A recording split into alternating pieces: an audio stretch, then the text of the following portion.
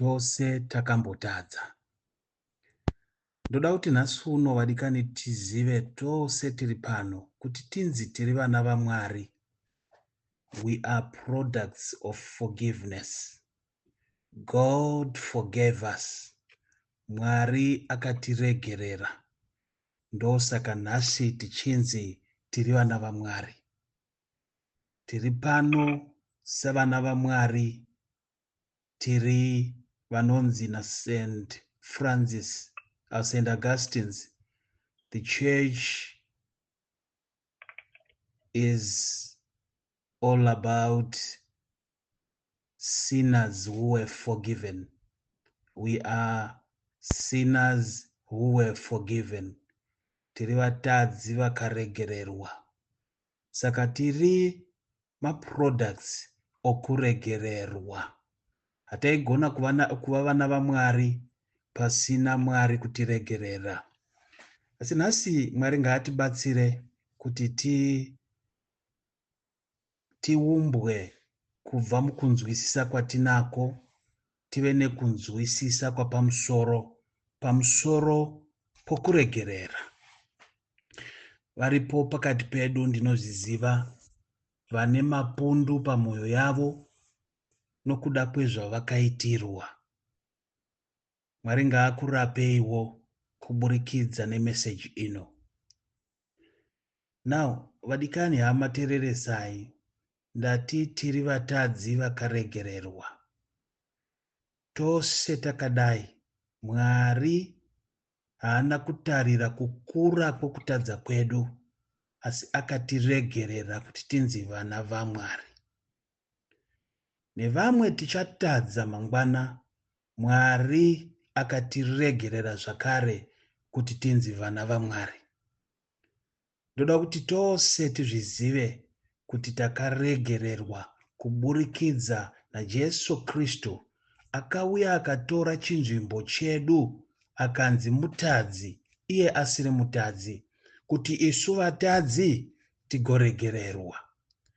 Akatora zvivi zvedu akazviita zvake, akaroverwa pamuchinjikwa somutadzi kuti inini newe tigosunungurwa naMwari, tigoshambidzwa kuipa kwedu, tigova vakarurama pamberi paMwari, tigova vatsvene pamberi paBaba vedu, tigamuchirike pamberi paBaba vedu.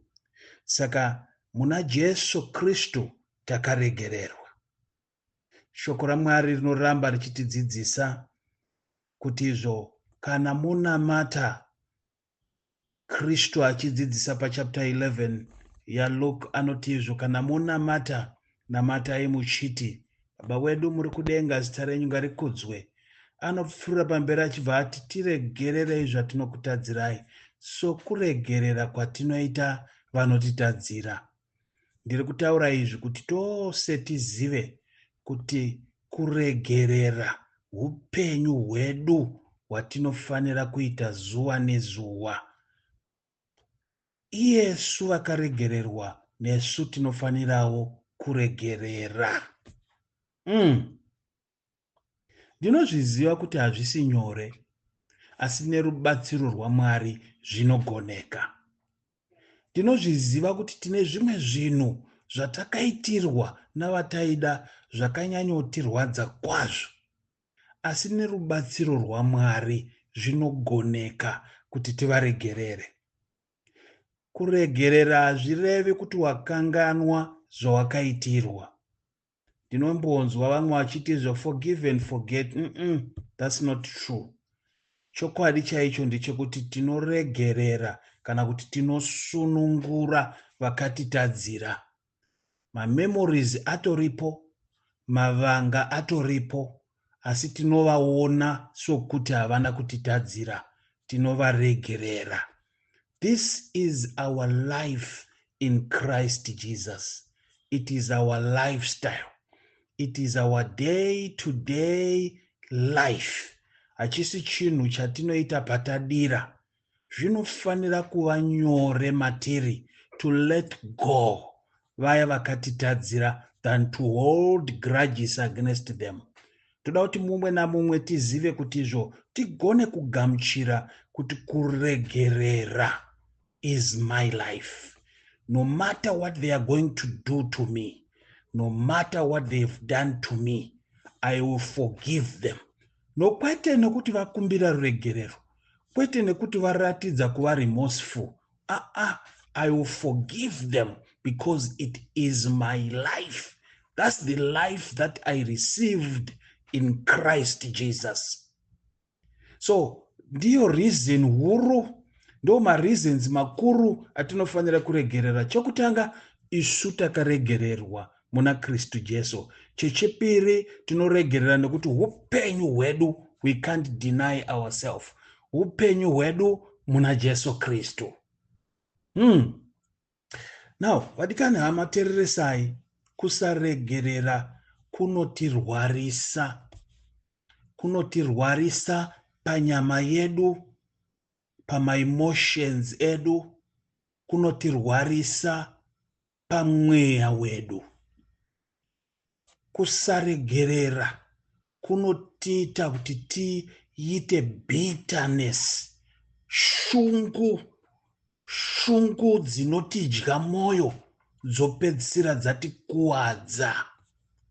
Mwari ngaatibatsire. Nhasi toda kudzidza kubva kune mukomana akaitirwa zvinopfuura zvatakaitirwa tese vanhu vari panapa. And let me say this to us, ndisati ndaenda mberi, kuti chinonzi kuregerera, it's actually a choice. It's a choice. Unotosarudza kuti no matter vakumbira ruregerero kana kuti havana, I will just forgive them. Why? Because I'm a child of God. Ndiri mwana wa Mwari. I was wired. Ndakagadzirwa naMwari kugona kuregerera. Hakuna munhu asingazvigoni, unozvigona mai. Tinozviziva kuti vamwe vedu titori muno muAmerica imwe nguva because we are running away from toxic people vakatiitira zvimwe zvinhu kana vari kutiitira zvimwe zvinhu zvinoramba zvichitirwadza pamwoyo yedu. Takasarudza kuuya kuno kuti let me go away from them. Let me go away from them. Vasandione zuva nezuva. Hongu wakaita izvozvo, it was step number 1 towards forgiveness. I want you to know that iwewe nenyasha dzaMwari nemweya waMwari unoshanda mauri, unogonawo kuvaregerera, unogona kuvagamuchira, unogona kuvabvisa pamwoyo pako apa, mudundundu mako, unogona kuvabvisamo ukasaramba wakavasungirira, ukavaona sehama dzako chaidzo. Mwari achikubatsira. Simanero anoda kuti ugamuchire kuti you can do it. You can do it. Unokwanisa kuzviita iwewe nerubatsiro rwaMwari. Now, let's look at the life of Joseph. Joseph anondishamisa zvikuru. Akafanana upenyu hwake unofananidzwa newaKristu. Saka vanoita zvetheology vane pavanoti Joseph is a type of Jesus Christ. He is a type of Jesus Christ. Mufananidzo waKristu. Ngatimbotarisa upenyu hwaJoseph. Chokutanga, Joseph tinonzwa achinzi aidiwa kwazvo nababa vake. Kusvika pakuti baba vakamutengera bhatye ranga rakanaka kwazvo, raiva ramavara namavara. It was so beautiful. Joseph aidiwa kwazvo. Ukatarira tenzi kuti Jesu Kristu, inzwi rinouya musi waabhabhatidzwa naJohani, rikanzwikwa nevakawanda, richibva kuna Jehovha, richiti, uyu ndiye mwanakomana wangu wandinodisa kwazvo, muteererei. Asi tarirai muone, Joseph achidiwa nababa, iko kutodiwa kwacho kwakamuita kuti vamuvenge. Let me speak to somebody. Kune mumwe munhu ari panapa anoti inini Mwari akandida. Mwari anondiitira zvakanaka. Upenyu hwangu hwese ndinongoona Mwari. Kudiwa ikoko kunotodenha vavengi vakawanda. Kunotoita kuti vamwe vatsvage kukurwadzisa. So the fact that I am loved by God does not mean I am now immune to hatred. Hazvireve kuti handichatovengwi. Uchitodiwa naMwari, vese vanoshandiswa nomuvengi vanotokuvengera izvozvo. Ndochinhu chekutanga chandoda kuti uone pana Joseph. Unotogona kuvengerwa, kukomborerwa kwako ikoko, kutova nevana vanogona muchikoro, kuva nemurume ari responsible, kuva nenyasha dzekuti chawabata chinoendeka, zvega izvozvo zvinogona kuita kuti uvengwe. But look at Joseph. Achivengwa kudaro, haana kumira kuita zvakanaka. I want to encourage somebody kuti usamire kuita zvakanaka even vakakuvenga sei. Just continue to be yourself. Don't ever deny yourself. You are loved of God. You are a child of God. Continue kuita zvakanaka. Now Joseph tinonzwa neshoko raMwari kuti izvo aiva nechipo chake chokurota hope. Anorota zuva nemwedzi zvichimupfugamira. Anorota zvakare zvisumbu zvaimirira madzikoma ake nababa vake namai vake zvichimupfugamira. Paakagoverana nehama dzake, muono iwoyu vakatomuvenga. Uri kuona here kuti izvo ruvengo ruri kukura muvanhu vari pedyo naJoseph. I want you to know kuti at times in life, paya paunotipa matestimony, paya paunotaura zvauri kuitirwa naMwari, kune vanotokuvengera izvozvo. Asi kwete izvozvo chete. I want you also to notice something. Vanhu vazhinji vanotisiya tine maronda pamwoyo yedu havazi vanhu vekure, vanhu vari pedyo nesu. Imwe nguva vanhu vatinodisisa kwazvo. Kwete izvozvo chete, vamwe vacho vanhu vatakatoitira zvakanaka. Muchaona Joseph paanotengeswa, anototengeswa aendesera madzikoma ake chokudya. Vari kuitira zvakanaka ndivo vari kutomurwisa, ndivo vari kumupikisa. I am speaking to you right now. Unoti shuwa murume wangu angandiitira zvakadai. Mwana wangu wandakatakura ndikatamburira kuti akure kusvika paari apa angandiitira zvakadai. Shuwa shamwari yangu yepedyo yandaivimba nayo ingandiitira zvakadai. Ivavo vari pedyo. Kana Satani afunga kukubata, anoshandisa vari pedyo newe. So Joseph tinomuona achirwiswa namadzikoma ake. Paari kushiya nawo madreams avo, ivo vanotomurwisira izvozvo. Now Joseph tinonzwa kuti anozotevera madzikoma ake vakanga vaenda kunofudza zvipfuyo zvababa wavo Jakobho. Pavanomuona vanoti, heyo muroti, tawana zvino mukana wokumushungurudza, wokumutadzisa kuachieva vision yake. I want to speak to people vane mweya uyu wokumaka hama dzavo. Nekuti patiri kutaura iwewe saJoseph zuva ranhasi, ndoda kuti uonewo zvakare kuti mauri hamuna here mweya wemadzikoma ava. Hamuna here mauri mweya wemadzikoma ava. Hauzi mumwe here wevanhu anopikisa vanhu vakakuitira zvakanaka. Hauziri mumwe here wevanhu vanototi ndawana zvino mukana wokumutadzisa kuita zviya zvaaitaura kuti anogona kuzviita. Mwari ngaakubatsire. Ita uchitarisa upenyu hwako kuti hauna here vamwe vanhu vauri kurwisa pauri kufamba muupenyu hunohu.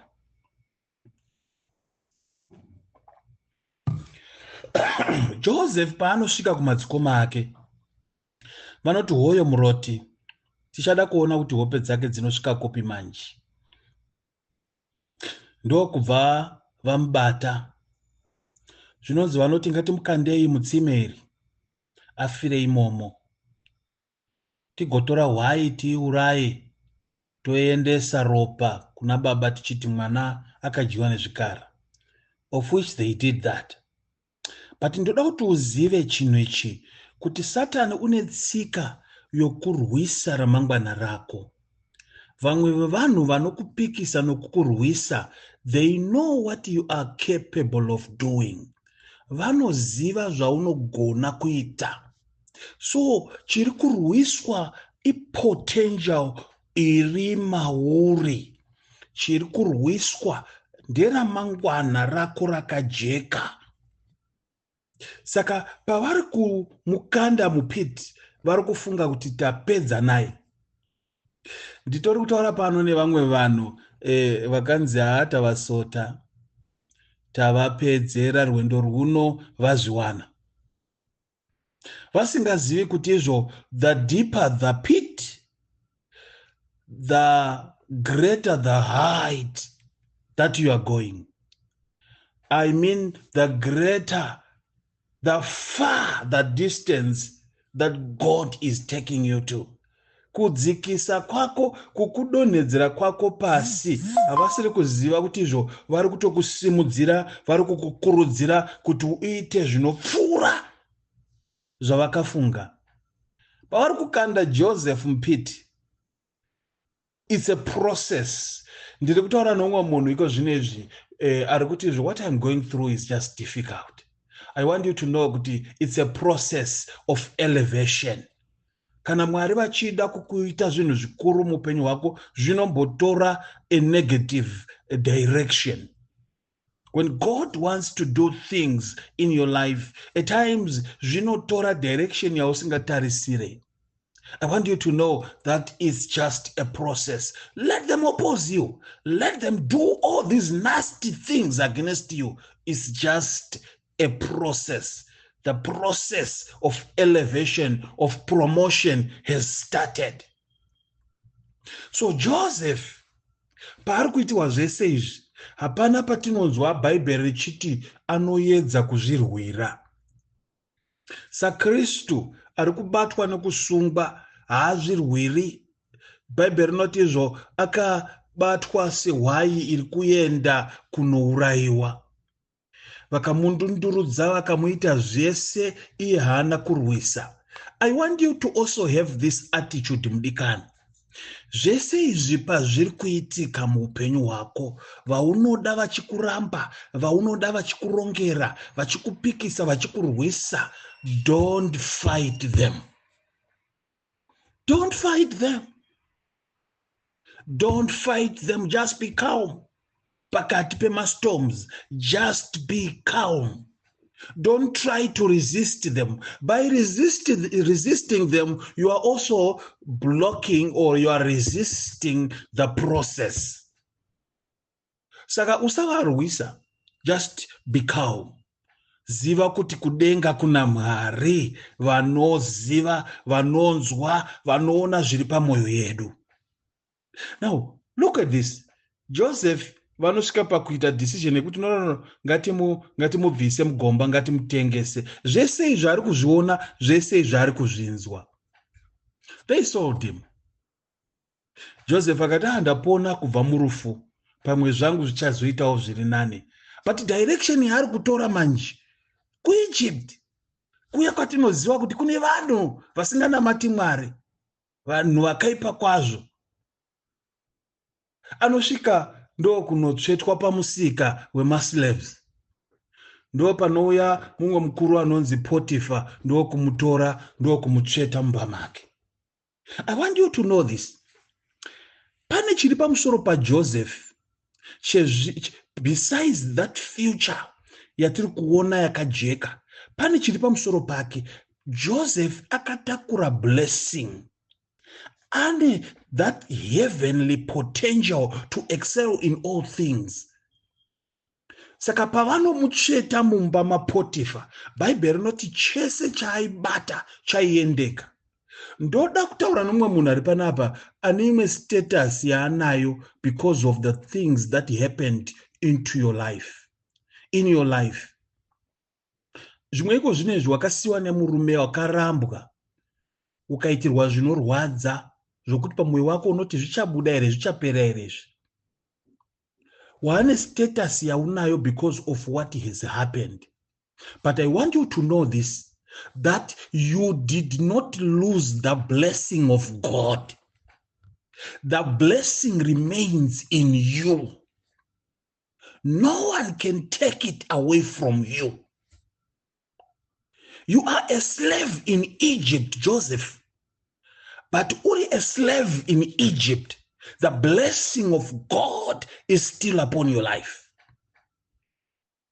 I don't mind what they are doing or what is happening right now, but there is one thing that they cannot take.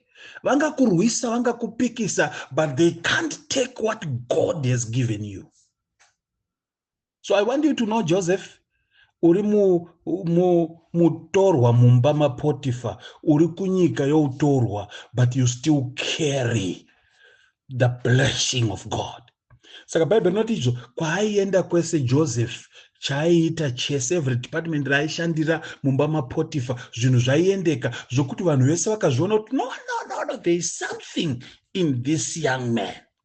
Kusvika Potifa amuti aiwa achitonga mumba mangu, iye ari baba muridzi wemba, ari kuti zvotonga muno because there is something that is in Joseph. Regai timhanyire kumberi uku kune nyaya yedu yekuregerera. But take note of this, the blessing cannot be taken. They might oppose you, they might do all kinds of things, but the blessing cannot be taken away from you. Joseph, mukadzi waPotifa anoita ruchiva, ndo kumurongera kudzamara Josefa akandwa muprison. Direction yazviri kutora zvinhu izvi zviri kutoita wese. But what I want you to know is, batisisa manzwa, kana hama dzako dzawaida zvakadaro dzakatokurongera, dzikakutengesa, dzikakukanda mupiti, dzikaita whatever they did, what of watorwa wasingakuzivi? Kumusha kwawakatiza vanga vachikuitira utsinye wewe, vanga vachikurongera, vanga vachikuitira zvese zvawaiita. What of muno mune vanhu vasina hanya nevanhu vatema, mune vanhu vasingatotidi? Don't ever think they are going to treat you well. Expect this. They are going to do all kinds of things, but whatever they are going to do is leading you to your promotion. Joseph, remain a child of God. Sasungirire anything. Leave them. Let them do whatever they think. Now, Joseph aiswa prison. Uvepo hwaMwari hauna kusiya Josefa nokuti ava muprison. Ichi ndo chinhu chandakanotisa kuti vanhu vakawanda we are not very sure about. Kuti Mwari vachineni here. Whilst I'm going all these things, is God still with me? Hey, is God still with me?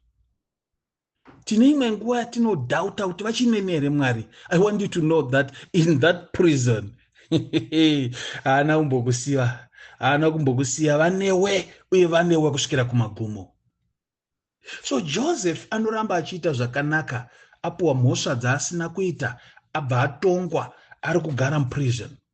Ari muprison imomo. Let me show you something. Despite environment yauri, God can still use you.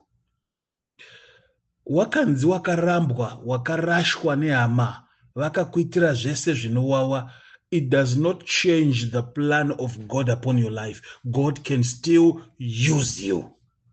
God can still use you.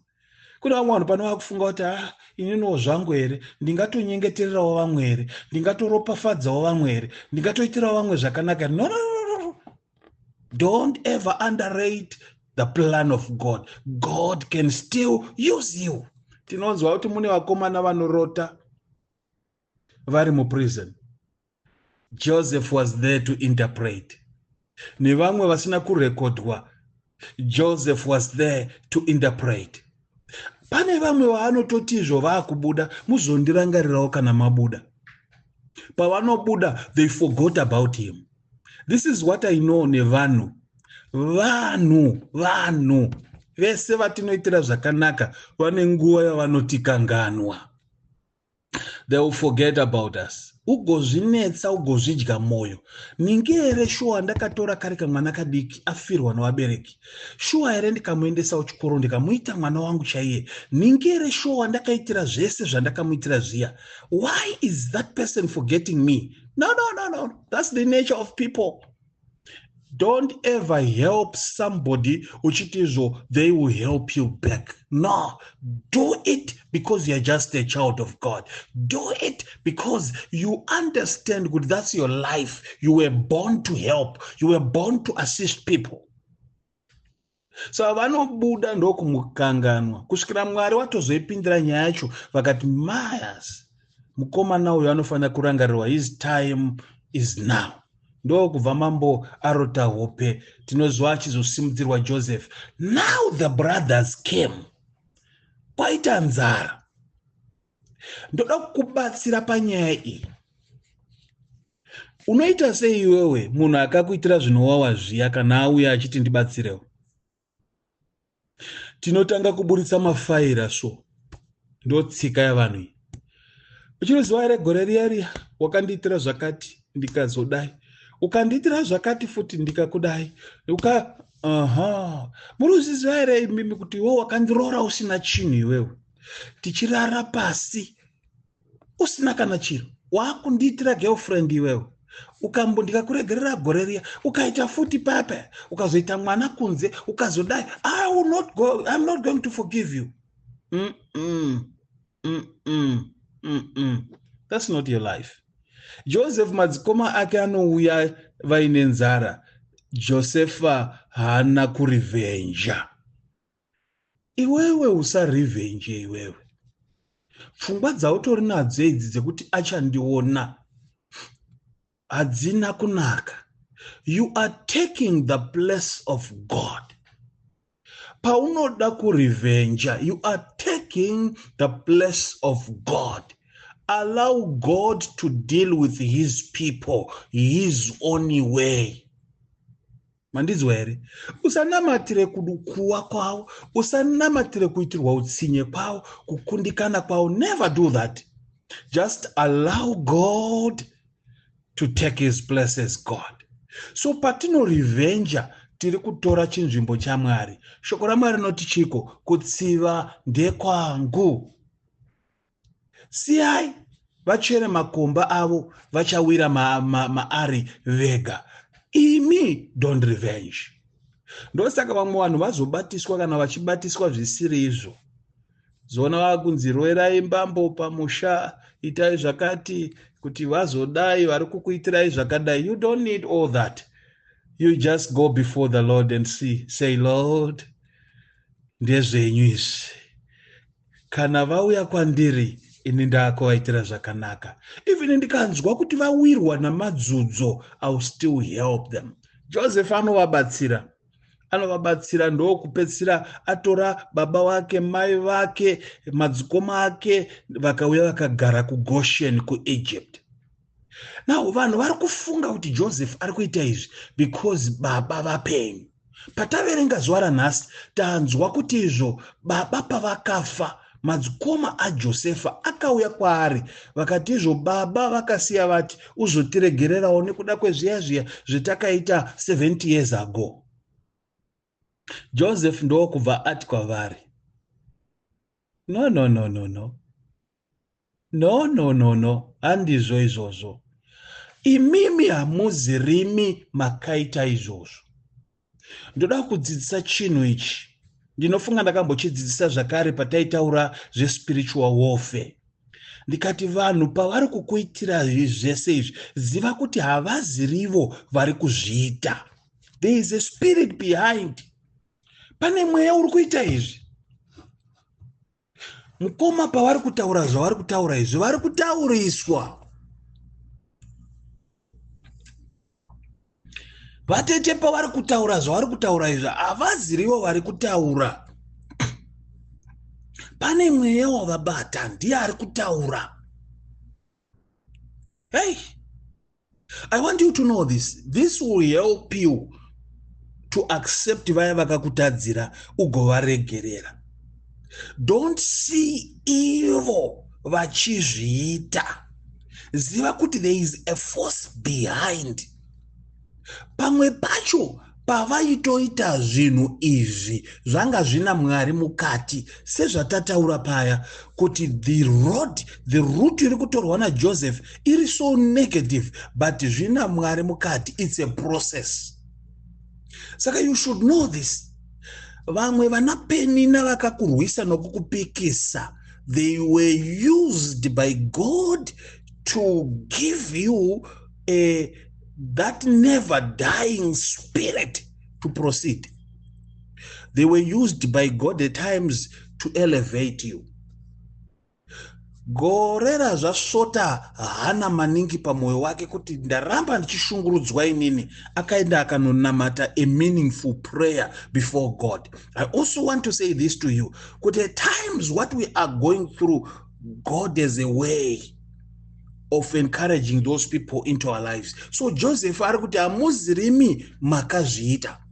Kana murimi makazviita, God was in it. God was involved. Nokuti Mwari aida kuti ndipedzisire ndauya kunoko, so that I will be able to save you. Saka ona Mwari mune zvimwe zvezvinhu zvawakaitirwa muupenyu huno, ugone kuziva kuti izvo God was in it. Ndokuti ugone kugamuchira vaya vakakuitira zvinhuwawa.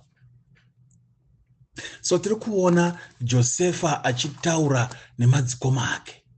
Ndanga ndichitarira statement iro riri paari kuti izvo hamuzirimi makazviita, rikandirangaridza inzwi handichazivi rechitatu here kana rechi4, rechipiri I think, Jesu ari pamuchinjikwa achiti izvo Baba varegererei nokuti havazivi zvavari kuita.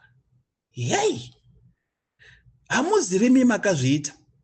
Kana murimi maisava imimi. God was using you kuti ndiuye kuno. Baba varegererei havazivi zvavari kuita. Ndiri kuona kunzwisisa kwakadzama kunofanira kugara munesu kuri muna Joseph. Ari kuziva kuti izvo, no, they did all this. Somebody was behind it. And whatever happened to me, it was meant for my own good. Bible rinoti chiko, zvose zvinoitika kuti zvive zvakatinakira kune isu vanoda Mwari. So Joseph acknowledges that the hand of God was in it. Izvozvi ndo zvimwe zvezvinhu zvichatibatsira hama dzangu, kuti tigone kukunda bitterness dziri pamwoyo yedu, tigone kukunda shungu dziri pamwoyo wedu, tizive kuti whatever happened to us, God purposed it. Whatever happened to us, God wanted to make us a better people. Saka anoregerera, he did let go his brothers. Anoti aiwa, handina grudge against you. Mwari ngaabatsire munhu ari kundinzwa zuva ranhasi, never to hold a grudge against hama yako. Izvo zvauri kuramba uchiita, zvokuramba wakavasungirira pamwoyo, hazvikuwadze ivo chete, zvinokuwadzawo newe. Kuramba wakabatirira grudge, wakaita grudge against them, will also affect you. I want you to know this. Vamwe vanhu vatakatitori namagrudge navo, I want us to know kuti vamwe vacho vatozvizivi kuti vakakutadzira, saka uri kukuwara ndiwe. Vamwe vacho vatori free, havakendengi nekuti havazivi Mwari, hapana chiri kutomboaffecta, but iwewo uri kuvaona every time uri kurwadziwa. Ndiri kunamata kuti Mwari ngaakubatsire kugamuchire mweya waJosefa, mweya waJesu Kristu, wokuti vakaita izvi asi havazirivo vakandiitira. Mwari, I am letting them go. handichaverengi zvavakandiitira muupenyu hwangu. Pandanga ndakanyora ndava kutodzima zuva ranhasi, ndaakuvagamuchira sehama dzangu dzepedyo. Ihama dzangu muna Kristu idzi. Hatigoni kuparadzaniswa nokuda kwezvakaitika, asi zvakaitika zvakutotisimbisa kuti tive hama nehama. Ndichavaitira zvakanaka. Kana ndinacho ndichavapa. Ndichavanyengeterera kuti Mwari avabatsire. Vari murima, I'm going to pray for them that God let your light shine upon them. Vari kubatiswa mushonga vachindipikisa nokundirwisa. May your light shine upon their lives. Musavakuvadze Mwari, musavarove neshamhu inorwadza. Vabatsirei vagone kuona chiedza. Ngavakuzivei Mwari. Ngavazive kuti you raised me for them. Ndo imwe understanding iri muna Joseph. Kuti izvo ndakasimudzwa not for myself, but ndakasimudzirwa vanhu. As I'm speaking to you right now, mumwe wakati havafi vakadya sendi rangu. Vachakwangwaya variko kuZimbabwe kwavo ikoko. Vachakwangwaya. Hakuna chavanowana chinobva kwandiri. I want you to know that God raised you for them. God chose you not because you were better than others. Kwete nokuti wanga wakarongeka kana kuti wakarongeka kana kungwara kupfuura vamwe. But God raised you so that he could use them. Use you to touch them. Use you to show forth kunaka kwa Mwari. I want you to know this. Release them. Do good to them. Jesu anodzisa achidaro achiti itirai vanokuitirai zvakaipa zvakanaka. Vaitirai zvakanaka. Munoita senge maisa marasha pamusoro pavo. Do you know what? Paya patinovaratidza kuregerera kuti tavaregerera, we are showing the love of God. We are acknowledging that we are vessels of God. We carry divinity. We carry the love of God. That which was given to us, that love that was given to us, we are also giving it to them. This is our life in Jesus Christ. Ndapedza kuparidza. I want you to know this. I want you to know this. Upenyu hwokuregerera is the life of Christ in us. Upenyu hwokuregerera ndo hwatinofanira kuratidzana. Handizivi kana pakati pedu paine vakasungirira vamwe vanhu vakakuitirai zvakaipa. You are not doing any good. Ndoda kunyengetedza zuva ranhasi. Accept kuti zvakatoitika handichagoni kuzvishandura. But chandinogona kushandura kuvaregerera. I'm not going to put myself in prison. Handisi kuzoramba ndakazviisa mujere rangu, ndakazvisungirira, ndakavasungirira. No, I will not do that. I am letting them go. Today is the day I am saying, be released. Ndoda kuti panguva inoi ugonamata uti Mwari ndibatsirei. From today onwards, handina wandichabatira kana kusungirira pamoyo wangu. I want to live the life of Christ Jesus in its fullness. I know this life I've received it. I want to show it forth. Ndoda kuti wese anondiona aone ndakafanana nemi. Mwari ngaakudzwe muzita raBaba nereMukorore neramweya anoera. Amen. Amen, amen, amen.